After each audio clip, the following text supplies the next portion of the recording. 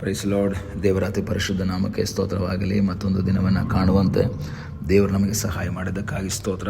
ಆದರೂ ಮಾಡಿದೆಲ್ಲ ಉಪಕಾರಗಳಿಗಾಗಿ, ಎಲ್ಲ ಆಶೀರ್ವಾದಗಳಿಗಾಗಿ ದೇವರಿಗೆ ಸ್ತೋತ್ರವನ್ನು, ಮಹಿಮೆಯನ್ನು ಸಲ್ಲಿಸ್ತೇನೆ. ಇಂದಿನ ವೇದ ಅಧ್ಯಯನಕ್ಕಾಗಿ ಒಂದು ವಾಕ್ಯವನ್ನು ಓದಿಕೊಳ್ಳೋಣ. 2 ಕೊರಿಂಥ 10ನೇ ಅಧ್ಯಾಯ 18ನೇ ವಾಕ್ಯ. ತನ್ನನ್ನು ತಾನೇ ಹೊಗಳಿಕೊಳ್ಳುವವನು ಯೋಗ್ಯನಲ್ಲ, ಕರ್ತನು ಯಾರನ್ನು ಹೊಗಳುತ್ತಾನೋ ಅವನೇ ಯೋಗ್ಯನು. ಅಪೊಸ್ತಲನಾದ ಪೌಲನು ತನ್ನ ಜೀವಿತದಲ್ಲಿ ಹೊಗಳಿಕೊಳ್ಳುವಂತಹ ಕೆಲವು ಮಾತುಗಳನ್ನು 2 ಕೊರಿಂಥದಲ್ಲಿ ಅವನು ಹೇಳ್ತಾನೆ.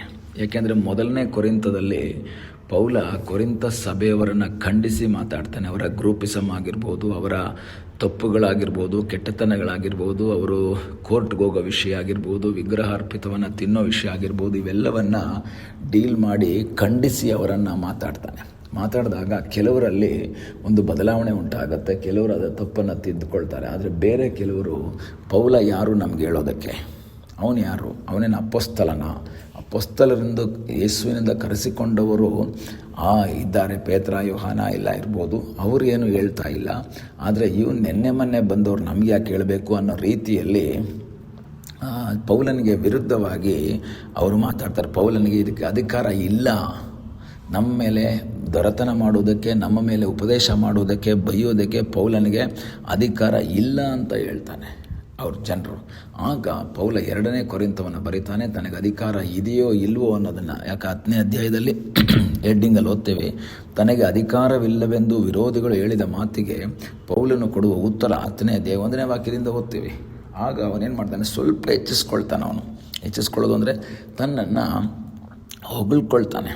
ನಾನು ಯಾರು, ಹೇಗೆ, ಎಲ್ಲಿಂದ ಬಂದೆ, ಹೇಗೆ, ಅದ್ರ ಬಗ್ಗೆ ಹೇಳ್ತಾನೆ. ಯಾಕೆ ಅಂದರೆ ತನ್ನ ಹೊಗಳ್ಕೊಳ್ಬೇಕು ಅಂತ ಹೊಗಳ್ಕೊಳ್ತಾ ಇಲ್ಲ, ಆದರೆ ಅವನಿರುವಂತಹ ಸನ್ನಿವೇಶಗಳನ್ನು ಹೇಳುವುದರ ಮೂಲಕ ನನಗೆ ಇದಕ್ಕೆ ಅಧಿಕಾರ ಇದೆ, ನಿಮ್ಮನ್ನು ಖಂಡಿಸುವುದಕ್ಕಾಗಲಿ, ನಿಮ್ಮನ್ನು ಉಪದೇಶಿಸುವುದಕ್ಕಾಗಲಿ ನನಗೆ ಅಧಿಕಾರ ಇದೆ ಅಂತ ಪ್ರೂವ್ ಮಾಡುವುದಕ್ಕಾಗಿ ಅವನು ತನ್ನ ಜೀವಿತ ಬಗ್ಗೆ ಅವನು ಮಾತಾಡ್ತಾ ಬರ್ತಾನೆ.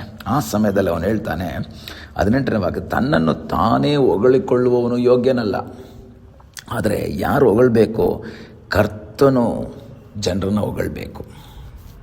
ಕರ್ತನು ಒಬ್ಬ ವ್ಯಕ್ತಿಯನ್ನು ಹೊಗಳಿದ್ರೆ ಅದು ಬಹಳ ಪ್ರಾಮುಖ್ಯವಾದಂತಹ ಮಾತು.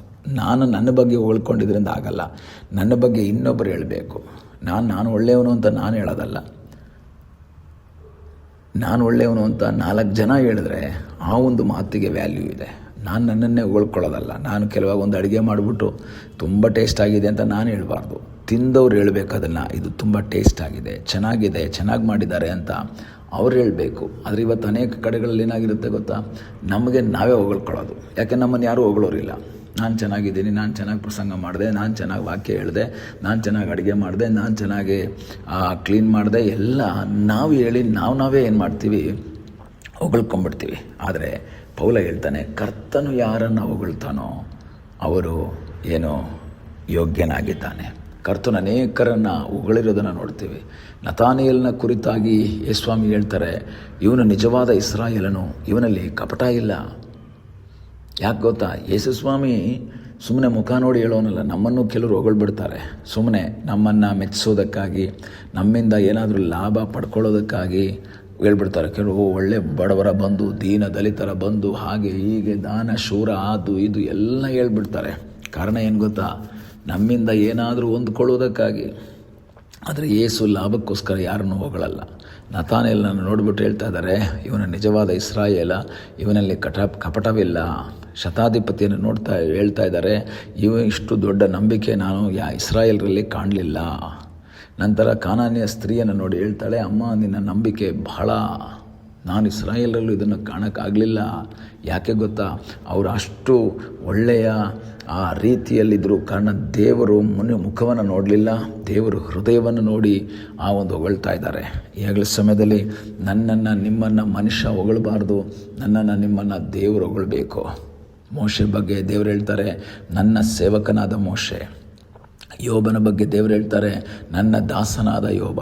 ಈ ಹಗಲ ಸಮಯದಲ್ಲಿ ನನ್ನನ್ನು ನಿಮ್ಮನ್ನು ಹೊಗಳಬೇಕಾದದ್ದು ಮನುಷ್ಯರಲ್ಲ, ದೇವರು ಹೊಗಳಬೇಕು. ದೇವರು. ಆದ್ದರಿಂದ ಪೌಲ ಹೇಳ್ತಾನೆ, ತನ್ನನ್ನು ತಾನೇ ಹೊಗಳಿಕೊಳ್ಳುವವನು ಯೋಗ್ಯನಲ್ಲ. ಈ ದಿವಸಗಳಲ್ಲಿ ಒಂದು ವೇಳೆ ನಮಗೆ ಟ್ಯಾಲೆಂಟ್ ಇರ್ಬೋದು, ನಮಗೆ ಸಾಮರ್ಥ್ಯ ಇರ್ಬೋದು, ನಮಗೆ ಬಲ ಇರ್ಬೋದು, ನಮಗೆ ಜ್ಞಾನ ಇರ್ಬೋದು, ವಿವೇಕ ಇರ್ಬೋದು. ಆದರೆ ನಾವು ನಮ್ಮನ್ನೇ ಹೊಗಳ್ಕೊಳ್ಳೋದು ಬೇಡ. ನಾವು ದೇವರಿಗೆ ಹೇಳೋಣ, ಸ್ವಾಮಿ ನೀನು ನನ್ನನ್ನು ಹೊಗಳಿದ್ರೆ ಸಾಕು ಸ್ವಾಮಿ, ನಿನ್ನ ಮುಂದೆ ನಾನು ಯೋಗ್ಯನಾಗಿ ಕಂಡ್ರೆ ಸಾಕು ಎಂಬುದಾಗಿ ದೇವರ ಸನ್ನಿಧಾನದಲ್ಲಿ ಪ್ರಾರ್ಥನೆ ಮಾಡುವುದಾದರೆ ನಮ್ಮ ಜೀವಿತದಲ್ಲಿ ನಮ್ಮನ್ನು ಉನ್ನತವಾಗಿ ನಡೆಸುವಂತಹ ದೇವರಿದ್ದಾನೆ. ಒಂದು ವೇಳೆ ಜನ ನಮ್ಮನ್ನು ಹೀಯಾಳಿಸ್ಬೋದು, ಜನ ನಮಗೆ ವಿರುದ್ಧವಾಗಿ ಮಾತಾಡ್ಬೋದು. ನಿರಾಶೆ ಪಡೋದು ಬೇಡ. ದೇವರ ಮುಂದೆ ನಾವು ನಮ್ಮನ್ನೇ ತಗ್ಗಿಸಿಕೊಂಡು ಮುಂದೆ ಸಾಗುವುದಾದರೆ ನಮ್ಮನ್ನು ಒಂದಲ್ಲ ಒಂದು ದಿವಸ ಯಾರು ನಿಂದಿಸಿದ್ರೋ ಅವರ ಮುಂದೆ ತಲೆ ಎತ್ತಿ ನಿಲ್ಲುವ ಹಾಗೆ ಮಾರ್ಪಡಿಸುವಂತಹ ಒಬ್ಬ ದೇವರಿದ್ದಾನೆ. ಆ ದೇವರಲ್ಲಿ ಆಶ್ರಯಿಸಿ ದೇವರ ಚಿತ್ತಕ್ಕೆ ವಿಧೇಯರಾಗಿ ನಾವು ಜೀವಿಸುವಾಗ ನಮಗಾಗಿ ಅದ್ಭುತವನ್ನು ಮಾಡುವ ಸರ್ವಶಕ್ತನಾದ ಒಬ್ಬ ದೇವರಿದ್ದಾನೆ. ಆದ್ದರಿಂದ ಪೌಲ ಹೇಳ್ತಾನೆ, ನಾನು ಹೊಗಳ್ಕೊಳ್ತಾ ಇರ್ಬೋದು, ಆದರೆ ನಾನು ಹೊಗಳ್ಕೊಂಡಿದ್ರಿಂದ ನಾನು ಯೋಗ್ಯನಾಗಲ್ಲ. ಕರ್ತನು ನನ್ನನ್ನು ಹೊಗಳ್ಬೇಕು. ಕರ್ತನ ಸನ್ನಿಧಿಯಲ್ಲಿ ಒಪ್ಪಿಸೋಣ, ಪ್ರಾರ್ಥಿಸೋಣ. ನಮ್ಮನ್ನು ಬಹಳವಾಗಿ ಪ್ರೀತಿ ಮಾಡುವ ಯೇಸುವೇ, ಈ ಸಮಯಕ್ಕಾಗಿ ನಿನಗೆ ಸ್ತೋತ್ರ. ಮತ್ತೊಂದು ಆವರ್ತಿ ನಿನ್ನ ಸನ್ನಿಧಿಯಲ್ಲಿ ಬಂದಿದ್ದೇವೆ. ನಿನ್ನ ಹಸ್ತಗಳಿಗೆ ನಮ್ಮನ್ನು ಒಪ್ಪಿಸಿಕೊಡ್ತೇವೆ. ನಿನ್ನ ಚಿತ್ತಕ್ಕೆ ವಿಧೇಯರಾಗಿ ನಿನ್ನ ಇಷ್ಟವನ್ನು ಅನುಸರಿಸುತ್ತಾ ಮುಂದೆ ಸಾಗುವ ಹಾಗೆ ಕರ್ತನೇ ನೀನು ನಮಗೆ ಸಹಾಯ ಮಾಡು. ಪ್ರಾರ್ಥನೆಯನ್ನು ಕೇಳಿದ್ದಕ್ಕಾಗಿ ನಿನಗೆ ಸ್ತೋತ್ರ. ಯೇಸುವಿನ ಮುದ್ದಾದ ಹೆಸರಿನಲ್ಲಿ ಬೇಡಿಕೊಳ್ಳುತ್ತೇವೆ ನಮ್ಮ ಪ್ರೀತಿಯ ತಂದೆಯೇ. ಆಮೇನ್. God bless you.